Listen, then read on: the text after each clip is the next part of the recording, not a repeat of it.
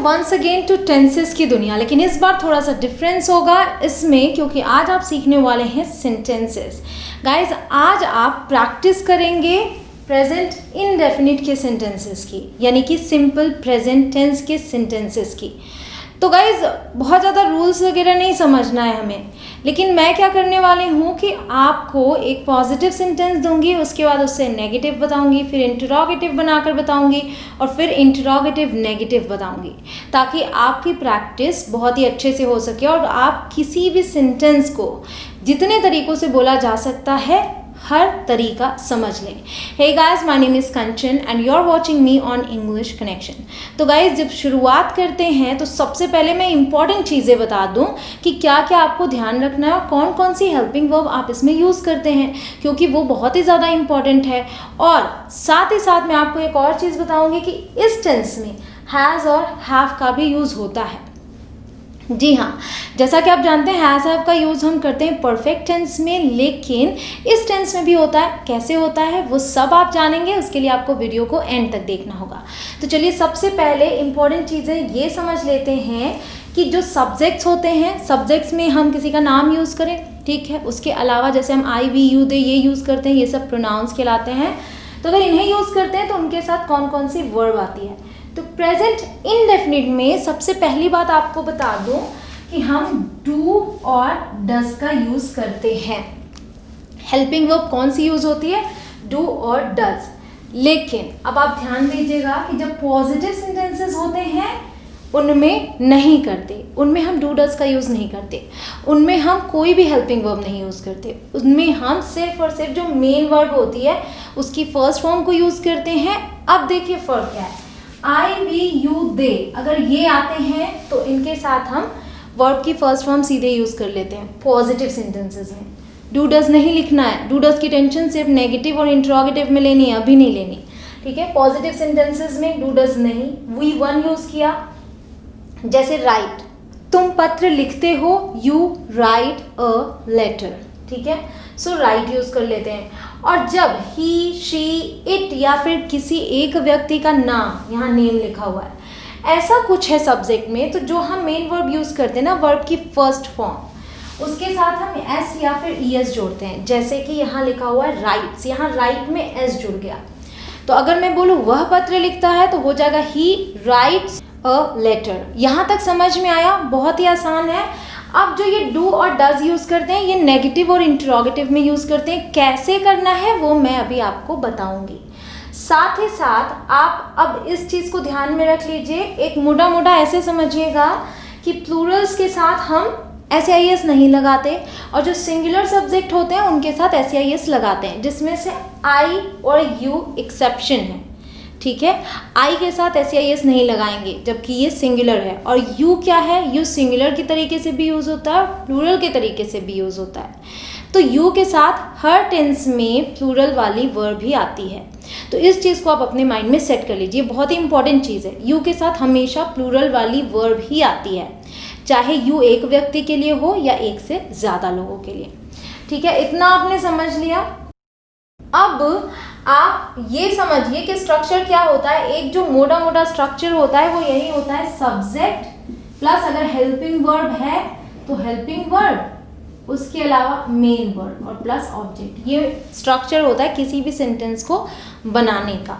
तो इस टेंस में जैसा कि मैंने बताया पॉजिटिव में कोई हेल्पिंग वर्ब लगनी नहीं है, इसलिए सब्जेक्ट प्लस ये जो वर्ब की फर्स्ट फॉर्म में हमने यहाँ क्या लिखा है, एस आई एस लगाएंगे।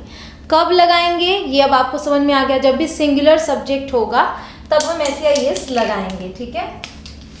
तो एस आई एस पे आपको ध्यान देना है, उसके बाद ऑब्जेक्ट। क्लियर? तो अभी ये सेंटेंस लिख रखा है मैंने, वह घर जाता है। तो सबसे पहले सब्जेक्ट लिखना है, तो हम क्या लिखेंगे? ही।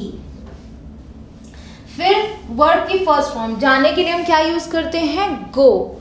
अब बताइए, यहाँ मैंने लिख दिया गो। अब गो में एस आई एस जुड़ेगा या नहीं? ये सिंगुलर है, ही है, जैसा कि यहाँ आप देख रहे हैं, तो एस आई एस जुड़ेगा। अब जो गो है इसमें ई एस जुड़ता है, ठीक है। गो के साथ ई एस जुड़ता है। He goes home. होम के साथ टू ऐसे प्रपोजिशन नहीं आता। तो यहाँ पे ही गोज़ होम लिखेंगे। अगर मैं बोलती वह बाजार जाता है तो मैं बोलती he goes to the market, तब हम टू का यूज़ करते, साथ ही साथ द का भी यूज़ करते। अभी इसी सेंटेंस को हम बना लेते हैं नेगेटिव में। ये क्या है, एक पॉजिटिव सेंटेंस है। जब नेगेटिव बनाएंगे तो क्या रूल हो जाएगा, इस सब्जेक्ट के बाद डू और डज आ जाएगा। अब आ गया हेल्पिंग वर्ब का रोल। तो डू का यूज करेंगे प्लूरल के साथ और सिंगुलर सब्जेक्ट्स के साथ, ही शी इट और किसी के नाम के साथ क्या यूज कर लेंगे, डज का। तब ये ही है तो हम क्या यूज करेंगे, डज का, ठीक है, ही डज। फिर नॉट लगा देना है हमें, यहां देखिए नॉट। फिर वर्ब की फर्स्ट फॉर्म। अब जो है कि वर्ब की फर्स्ट फॉर्म जो वर्ब आएगी मेन वर्ब, उसमें आपको SEIS नहीं लगाना है। जब आप डू डज लगा देते हैं तब SEIS बिल्कुल भी नहीं लगता है, ठीक है। अब लिख देंगे होम, तो क्या हो गया, he does not go home, मतलब वह घर नहीं जाता है। अब अगर आ जाए इंटरोगेटिव बनाने पे, इंटरोगेटिव बनाना होगा तो उसका स्ट्रक्चर ये रहा। आप ध्यान दीजिएगा इससे, ये पॉजिटिव, ये नेगेटिव, ये इंटरोगेटिव, ये इंटरोगेटिव नेगेटिव, ठीक है। इंटरोगेटिव बनाएंगे तो हम बोलेंगे क्या वह घर जाता है, क्या। तो जब भी क्या से शुरुआत होती है यानी कि इस पे जवाब क्या आ सकता है, यस या फिर नो। तो यस नो वाले क्वेश्चंस में ये रूल चलता है हमेशा, हेल्पिंग वर्ब सबसे पहले। तो क्योंकि ही है, अब आपको पहले हेल्पिंग वर्ब लगानी है। आपने अभी सब्जेक्ट नहीं लिखा, बट इसको आपको सोचना होगा कि सब्जेक्ट क्या आना है इसके बाद ही, इसलिए डज ही आएगा। सबसे पहले डज आ गया, डज, फिर सब्जेक्ट आया ये, फिर वर्ब आएगा गो, फिर ऑब्जेक्ट आएगा होम, और फिर क्वेश्चन मार्क आएगा। डज ही गो होम हो गया। अब आते हैं इंटरोगेटिव नेगेटिव बनाने में। तो अगर इंटरोगेटिव नेगेटिव बनाना है जिसमें कि प्रश्न में पूछा जा रहा है और नकारात्मक शब्द भी है यानी कि नहीं आ रहा है, तो जैसा कि आप यहाँ स्ट्रक्चर देख सकते हैं, डू डज है, फिर सब्जेक्ट है जैसा इसमें था, सब्जेक्ट के बाद एक एक्स्ट्रा यहाँ पे नॉट, यही चीज एक्स्ट्रा है। तो जब भी नेगेटिव आप बनाते हैं इंटरोगेटिव नेगेटिव, तो सब्जेक्ट के बाद आप नॉट का यूज करेंगे क्योंकि हेल्पिंग वर्ब सब्जेक्ट से पहले आ जाती है। तो आप इसे बोलेंगे डज ही, फिर क्या लगाना है, नॉट लगाना है, नॉट, फिर वर्ब की फर्स्ट फॉर्म गो और फिर होम। इसका मतलब क्या वह घर नहीं जाता है। तो इंटरोगेटिव से इंटरोगेटिव नेगेटिव में सिर्फ और सिर्फ आपने सब्जेक्ट के बाद नॉट लगा दिया। अब एक चीज़ इंपॉर्टेंट है कि जब हम इसे कॉन्ट्रैक्शन में यूज़ करते हैं डज नॉट को इंटरोगेटिव में, तब सब्जेक्ट के बाद नहीं, ये पहले ही आके जुड़ जाता है और हो जाता है doesn't, doesn't he go home, ठीक है, डजंट ही गो होम, क्योंकि कॉन्ट्रैक्शन हो गया, साथ में आ गया, तो इसके बाद नॉट आना नहीं, साथ में जुड़ गया। गाइज मैंने यहाँ पे आपको पहचान नहीं बताई कि प्रेजेंट इंडेफिनिट टेंस की पहचान क्या है, इसके सेंटेंसेस की पहचान क्या है, क्योंकि मैं इस पे ऑलरेडी अलग से वीडियो दे चुकी हूँ। अगर आपको सारे रूल्स ही समझने हैं, सब कुछ डिटेल में जानना है, तो आप उस वीडियो को ज़रूर देखें। साथ ही साथ अगर आपको 1 घंटे में सारे टेंसेस समझने हों तो उस पर भी मैं वीडियो बना चुकी हूँ, वो ज़रूर से देखें, बहुत ही काम की वीडियो है वो, ठीक है। आपको लिंक डिस्क्रिप्शन में मिल जाएगी, आप वहाँ देख लीजिएगा। अब मैं यहाँ पे आपको एक और इम्पॉर्टेंट चीज़ बताती हूँ कि इंटरोगेटिव सेंटेंस भी 2 तरीके के होते हैं। ये तो आपने देखा येस नो क्वेश्चन, यानी कि हाँ या ना में जवाब दे सकते हैं। एक और इंटरोगेटिव होते हैं जिसमें कि क्वेश्चन वर्ड आता है, जैसे कि अगर मैं पूछूं कि वह कब घर जाता है, कब, कब एक इंटरोगेटिव वर्ड है, एक प्रश्नवाचक शब्द है, तो कब के लिए हम यूज़ कर लेंगे व्हेन, सबसे पहले। तो यहाँ स्ट्रक्चर में इसलिए नहीं लिख रखा, जब भी आपको क्वेश्चन वर्ड वाले इंटरोगेटिव बनाने हो तो वो सबसे पहले क्वेश्चन वर्ड आ जाएगा, सबसे पहले यहाँ, ठीक है। उसके बाद सारा स्ट्रक्चर ऐसे ही रहेगा। तो मैंने व्हेन यूज कर लिया, अब इसको मुझे ऐसे ही लिख देना है, ये है ना इंटरोगेटिव, व्हेन, फिर does he go home, when does he go home, वह घर कब जाता है।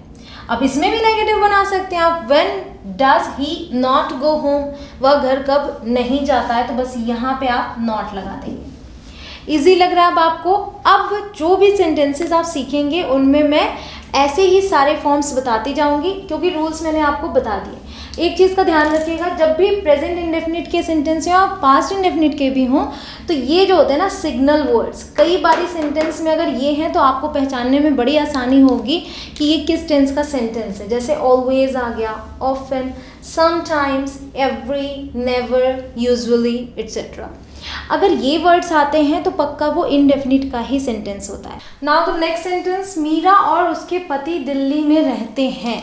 तो सबसे पहले सब्जेक्ट को लिखते हैं, ठीक है। आई होप कि अब आपको रूल्स सारे समझ में आ गए हैं। अब हम केवल प्रैक्टिस करते जाएंगे ताकि आप बहुत ही अच्छे से किसी भी सिचुएशन में इंग्लिश बोल पाएं। मीरा एंड उसके पति, सो हर हस्बैंड। अब क्या करना है, अब ये देखना है कि ये पॉजिटिव सेंटेंस है इसलिए डू डज नहीं आना है। हमें क्या करना है, सीधे सीधे मेन वर्ब यूज करनी है। तो हमने यूज कर लिया लिव। अब देखना है कि सिंगुलर है या प्लूरल। अगर सिंगुलर है तो ऐसे यस आएगा, अगर प्लूरल है तो नहीं आएगा।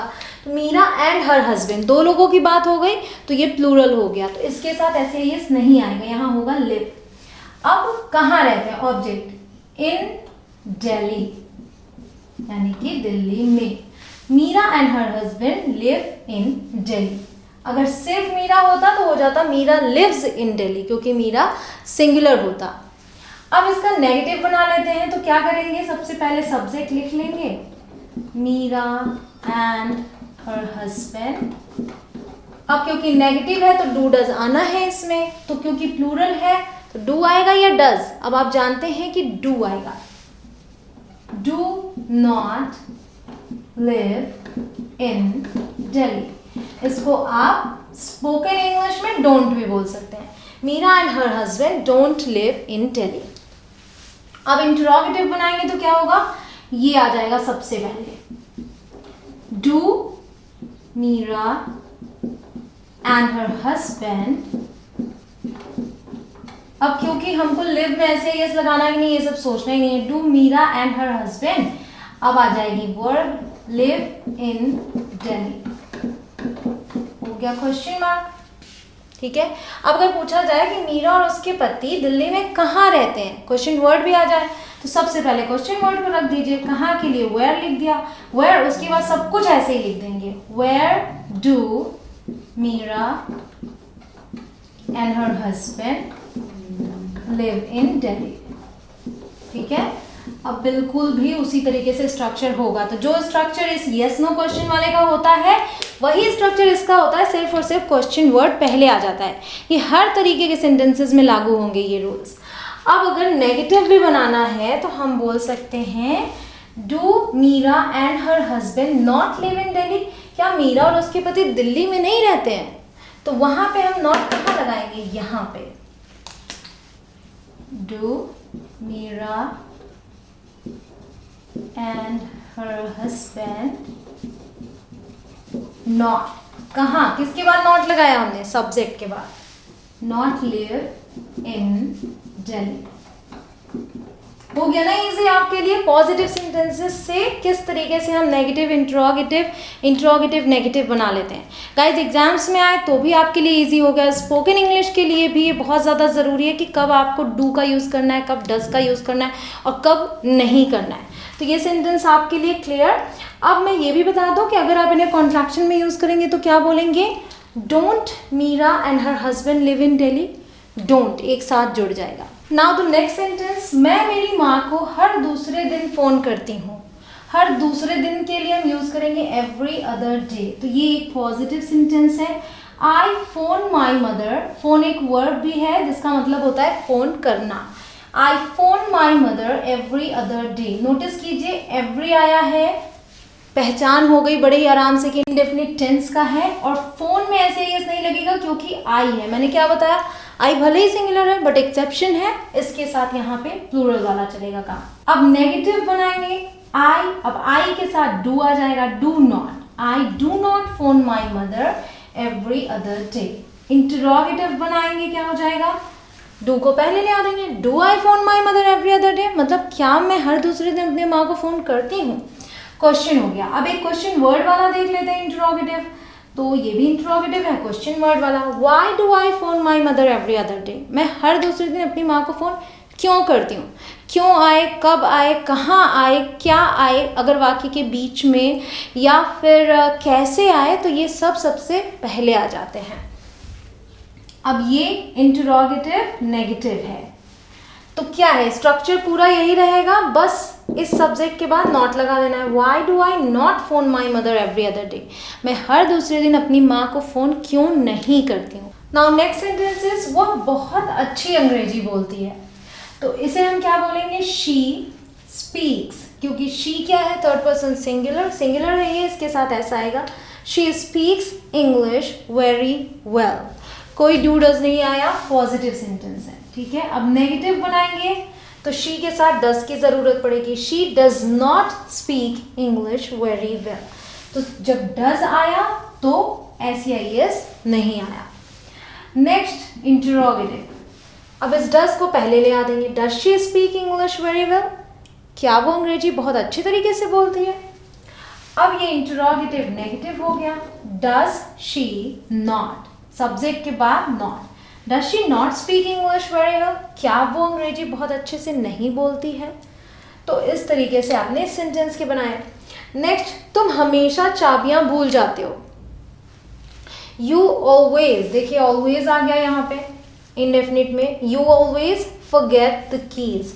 अब फॉरगेट क्यों यूज हुआ, एस नहीं आएगा क्योंकि ये यू है, जैसा कि मैंने बताया यू के साथ हमेशा प्लूरल वाली वर्ब आती है, इसे प्लूरल की तरह ही ट्रीट करते हैं।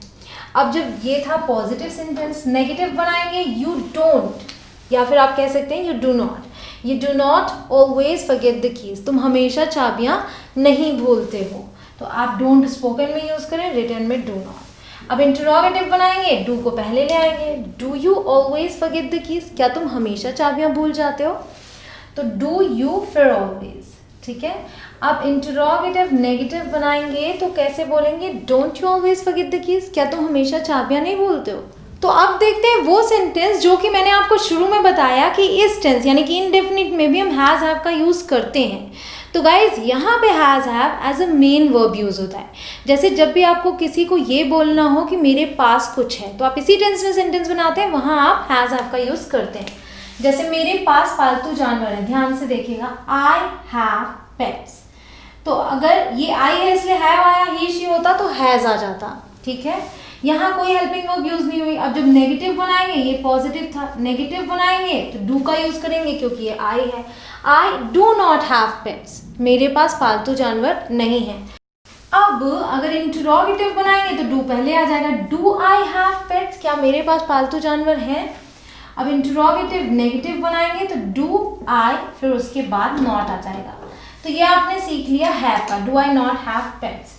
अब हैज का भी यूज देख लीजिए, मेरे घर में एक बगीचा है, my house has a garden, तो क्योंकि ये सिंगुलर है इसलिए यहाँ पे हैज आया। अब नेगेटिव बनाएंगे तो हो जाएगा my house does not have a garden, क्योंकि सिंगुलर के साथ डज आता है। अब इंटरोगेटिव बनाएंगे, डज पहले ले आएंगे, does my house have a garden. अब फर्क देखिएगा, यहाँ भी आप देख रहे होंगे हैव, यहाँ भी हैव, जबकि यहाँ हैज था, और जैसा कि मैंने बताया सिंगुलर के साथ हैज आता है। लेकिन अब आपको ध्यान ये देना है कि ये फर्स्ट फॉर्म है और ये सिर्फ सिंगुलर के लिए है, तो जब डू डज का यूज करेंगे तो उनके साथ हैव आएगा, उनके साथ हैज का भी नहीं आएगा। तो यहाँ हो गया does my house have a garden. अब जब इसी को इंटरोगेटिव नेगेटिव बनाएंगे तो हो जाएगा does my house not have a garden, तो माई हाउस के बाद नॉट। हो गया क्लियर आपके लिए हैज हैव का भी यूज और ऐसे सेंटेंसेस को कैसे बनाना है। जैसे ही हैज आया पॉजिटिव सेंटेंस है चलेगा, लेकिन जब नेगेटिव बनाएंगे, डू डज के साथ बनाएंगे तो हैव आ जाएगा। नेक्स्ट सेंटेंस, मैं 6 बजे उठती हूँ, आई गेट अप एट 8, तो हमने यहाँ पे SEIS नहीं यूज किया, ये ए है, ये पॉजिटिव सेंटेंस है, ये आई आया इसलिए। Next negative, I do not get up at 8, so do not लगा दिया। इंटरोगेटिव बनाया, डू को पहले ले आया, do I get up at 8, क्या मैं 8 बजे उठती हूँ। इंटरोगेटिव नेगेटिव बनाया, आई के बाद नॉट लगा दिया, do I not get up at 8। अगर हम इसे कॉन्ट्रैक्शन में बोलेंगे don't I get up at 8, ठीक है, इस तरीके से।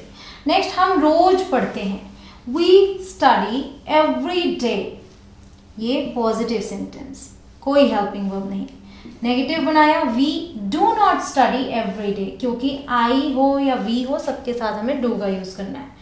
फिर interrogative, do we study every day, क्या हम हर रोज़ पढ़ते हैं। अगर इंट्रोगेटिव नेगेटिव बनाया, do we not study every day, तो हमेशा ध्यान आपको क्या रखना है, सब्जेक्ट के बाद नॉट ऐड कर देना है जब इंट्रोगेटिव नेगेटिव बनाएंगे, और जब नेगेटिव बनाते हैं तो हेल्पिंग वर्ब के बाद नॉट आती है। ठीक है, नेक्स्ट क्वेश्चन ऑलरेडी एक इंट्रोगेटिव सेंटेंस है। क्या आपको मेरी वीडियोस पसंद आती हैं? इसका जवाब आपको कमेंट सेक्शन में भी लिखना है। इसका ट्रांसलेशन देख लेते हैं। Do you like my videos? Do you not like my videos? क्या आपको मेरी वीडियोस पसंद आती हैं? क्या आपको मेरी वीडियोस पसंद नहीं आती हैं? तो ये इंटरोगेटिव, ये इंटरोगेटिव नेगेटिव। अब इसका मैं नेगेटिव नहीं बनाऊंगी क्योंकि मैं नेगेटिव बोलना नहीं चाहती इस बारे में। पॉजिटिव है, यू लाइक माई वीडियोस, आपको मेरी वीडियोस पसंद आती हैं। तो गाइज आज का ये लेसन यहाँ कंप्लीट होता है इसी सेंटेंस पे, इस मेरे क्वेश्चन के साथ, ताकि आप इसका जवाब दें और मुझे बताएं कि आपको मेरी वीडियोस पसंद आती हैं या नहीं। गाइज ये तरीका कैसा लगा कि आपको एक सेंटेंस से पॉजिटिव से नेगेटिव, नेगेटिव से इंटरोगेटिव, इंटरोगेटिव से इंटरोगेटिव नेगेटिव, हर तरीके के सेंटेंस आप बना पाएंगे अब से। तो अगर आपको ऐसे वीडियोस और चाहिए तो मुझे कमेंट में लिख के ज़रूर बताइएगा। और गाइज अगर ये वीडियो पसंद आई हो तो लाइक ज़रूर कीजिए, चैनल पर नए हो तो चैनल को सब्सक्राइब ज़रूर करें और उसके बाद आने वाले बेल आइकन को भी प्रेस करें ताकि आप आगे आने वाली वीडियोस मिस ना करें। See you in my next video, till then keep learning and keep smiling. Bye bye.